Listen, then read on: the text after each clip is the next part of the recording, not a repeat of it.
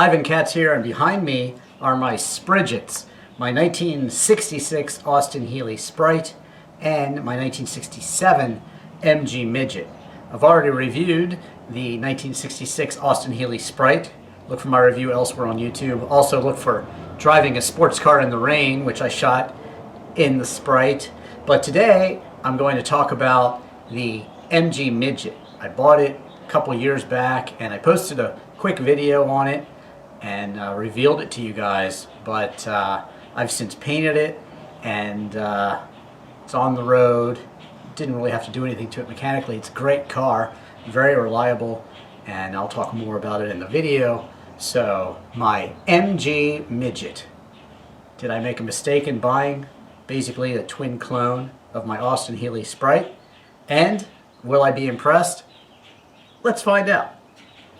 Well, it's a tight fit in this garage for the Sprite and the Midget, the Spridgets, but they fit, and that's really what this MG Midget was all about when it was designed. It came out in 1961, and it was this size so that an English gentleman could fit it into his shed and store it and also work on it.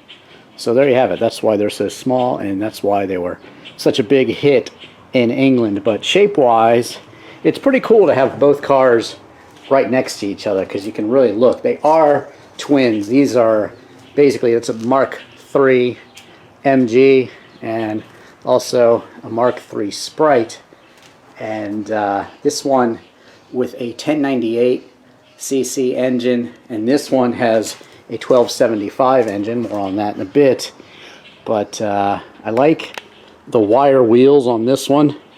I like the paint job as well. I painted it myself with a rattle can. We won't get too close and show you, but it was very close to the original color, and I found rattle can spray paint that was close enough. There you have the original color, and here you have this one. So it's pretty close. Not a perfect match, but still close enough. And you know, I didn't spend a lot of money when I bought this MG Midget. I bought it for a very particular reason, and it was in black primer. You can look back at that video when I got it. But the reason I bought it, it was in black primer, as I said, and it had this hardtop on it. So this hardtop can be interchanged with the 66 and 67 models. So I was very excited to get this hardtop because when I bought this Austin Healey Sprite, well, it was topless and came from California, and I thought it would be great to have a hardtop, and this one had the hardtop. I've been talking to the seller for actually years, and he finally called me up one day and said, "You remember me? Yeah, I'm ready to sell the car." So I bought it from him, and pretty cool. So there you have it, the MG Midget and Austin Healey Sprite all together for comparison's sake. Kind of cool. They are pretty much identical in terms of the parts and the dimensions. Just a different grille, and the interiors are kind of different on these too. I'll show you those, but really a great classic British styling shape. The Austin Healey here is not the bug eye, frog eye. It's the just the regular design there, and it's pretty darn similar to this one. When you look inside, well, you see the differences. So here's the sparse interior on this one.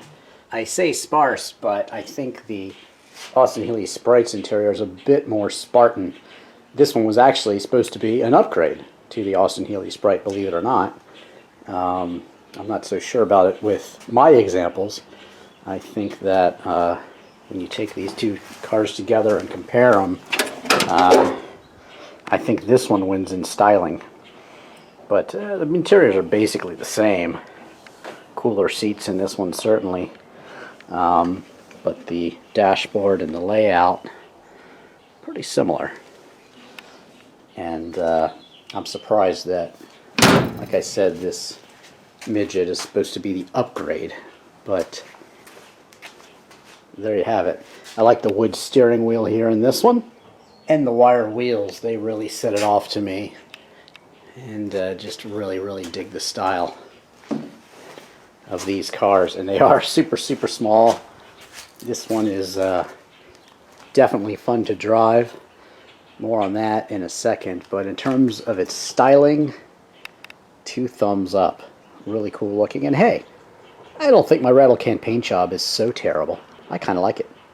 Now, comparing the engines, this one, 1275, high compression, with also a advanced 4-speed manual shift, and this one, the 1098 cc. So there you have the difference. Yes, this one is quicker, and there's no question about it. It's got those dual side carburetors as well. Pretty cool. Nice air filters on those right there. Very cool. But in terms of specs, you're looking at, like I said, 1275 for this one. cc's, 65 horsepower at 6,000 RPMs, and 72 pound-feet of torque at 3,000. So it's pretty torquey. Top speed right around 93 miles an hour for this one. 0 to 60 in 13.1, and basically a 19.1 second quarter mile. So not fast in today's standards, but when you're in a small car like this, that was considered pretty quick for back in the day. So it's an entirely different feeling. You feel very attached to the car, and you can feel the speed. You definitely feel like you're going faster than you are, which is kind of fun in a car. And yes, like I said, the 1275 is much quicker than this 1098 here in the Austin Healey Sprite. So there you have the specs. I guess it's time to go for a drive. So the MG Midget. It's really fun to drive because it's so tiny. You can see all around it, absolutely no problem. Don't even really need the mirrors, although they do help. It's very sprightly. Now, throughout the model range, which lasted from 1961 to 1979, that's 18 years. That's a heck of a long time. Very successful, this model, and when they upgraded it to the 1275, well, it was going to be faster than the MGB, actually, the larger sports car that's kind of similar in looks to this one. And of course, MG can't have that, just like Porsche can't have any of their lower cars like the Cayman or the Boxster outperforming a 911. So they actually made it a bit slower to keep the performance down. But for their day, as I said, very sprightly. These are quite quick for their size and for the amount of handling and joy they give you. Because after all, it's the amount of power and its handling prowess, along with its relative size, that make this really perfect power to weight handling ratio. This takes you back to a time when there were no driver's aids. Little oversteer, you correct it there, and it's just a barrel of fun. You see the headlights over the front of the car. You got that big wood rim steering wheel in front of you, just the right amount of gauges. Now these gauges were updated over time, and you got a soft padded dash and things like that, but the spirit was always there. And to me, this one, with those squared off rear wheel wells, is the one. I think it's the best looking of the bunch, even though the ones they introduced in America with the protruding bumpers for safety, that was an American regulation in the early 70s. Apparently they called it the Sabrina version because there was a British actress who had a rather well-endowed bosom, and it reminded the English public of her. Very funny. English English humor. You gotta love it. They're considered to be the favorites when they rounded off the wheel wells. I don't know. I like this early version with the wire wheels and such. I just think it looks the best. And I was thrilled to get it, and it matched my 66 Sprite, like I said, and it also had that hardtop that fits both cars. Neither car came with a top, so that's a good thing, and makes both cars usable for me. This one really is quite quick with the 1275 engine and transmission, so all around I think this is a very, very fine car, even though I like the looks of the Austin Healey Sprite together.